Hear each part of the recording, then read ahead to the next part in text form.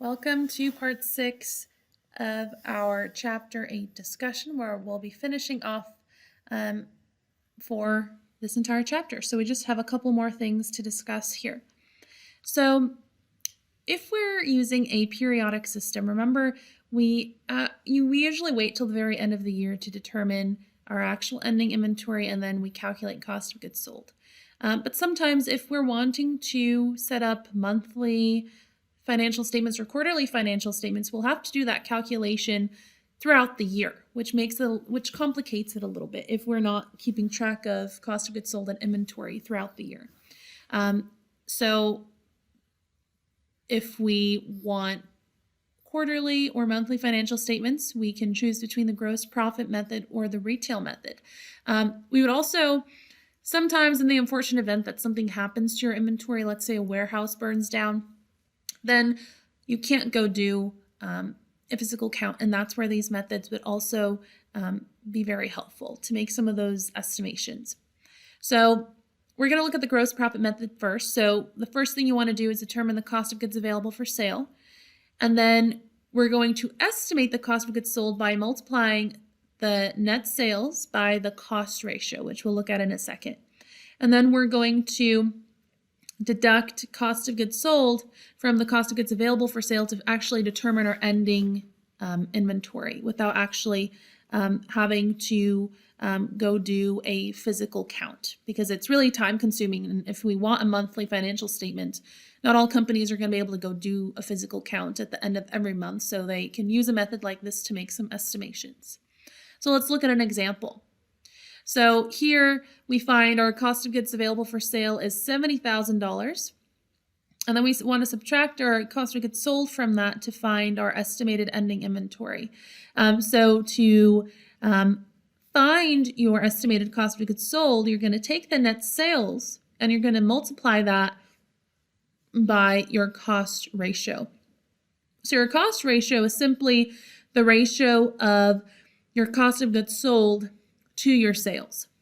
So our gross margin percentage, for example, is the gross margin to our net sales. So in this case, if your gross margin is 40%, that means your cost ratio is 60%. So basically, if 40% of my net sales are left over, after subtracting out cost of goods sold, that means 60% of my sales are consumed by cost of goods sold. So your cost ratio, you can find that by taking 100% minus your gross profit percentage.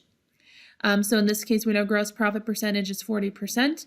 So that leaves us with the cost ratio, or cost of goods sold ratio, to net sales of 60%. So if we know our net sales was $30,000 and on average our cost ratio is 60%, 60% of $30,000 tells us that we estimate our cost of goods sold up until that point must be $18,000. So our cost of goods available for sale minus our estimated cost of goods sold gives us our estimated ending inventory here of $52,000.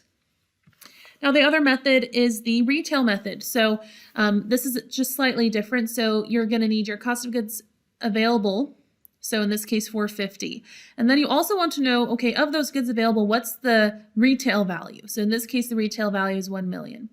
Then you find the cost ratio. For this method, the cost ratio is going to be the ratio of the cost of the goods you have available to their actual retail value. So here it's a 45% ratio.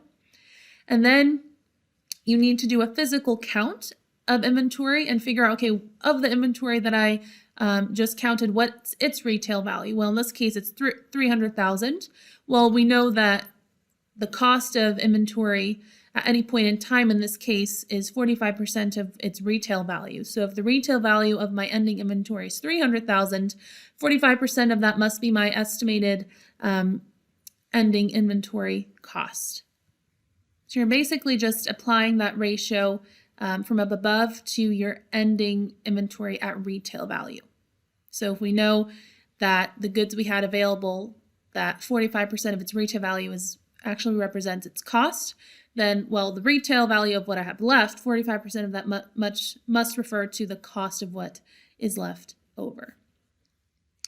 And then lastly, inventory analysis, some extra calculations to learn about. So remember, inventory turnover, that's calculated by taking cost of goods sold divided by average inventory. And you get the average inventory by taking your beginning inventory plus ending inventory and dividing by 2. So that tells us how efficiently we are turning over our inventory, or how quickly we're selling that inventory. So once you have that turnover rate, you can convert it to days. And you simply find that by taking 365 days in a year and dividing it by that turnover rate. So if my turnover rate is 10, for example, then on average it's taking me about 36.5 days to sell my inventory. So the better your turnover rate, the quicker you're able to sell your inventory, and it's not sitting around as long. So here's just an example of that. If my cost of goods sold was $51,278 and my average inventory $8,483, then my inventory turnover would be 6.03 times. So about 6.03 times a year, I'm completely turning my inventory over, or having to replenish everything completely about 6.03 times in a year. So in days, that comes out to just over 60 days. So it takes on average, let's say about 2 months for this company in this example to sell any given item in inventory. All right, so that's that for chapter 8. Continue watching for videos on chapter 7.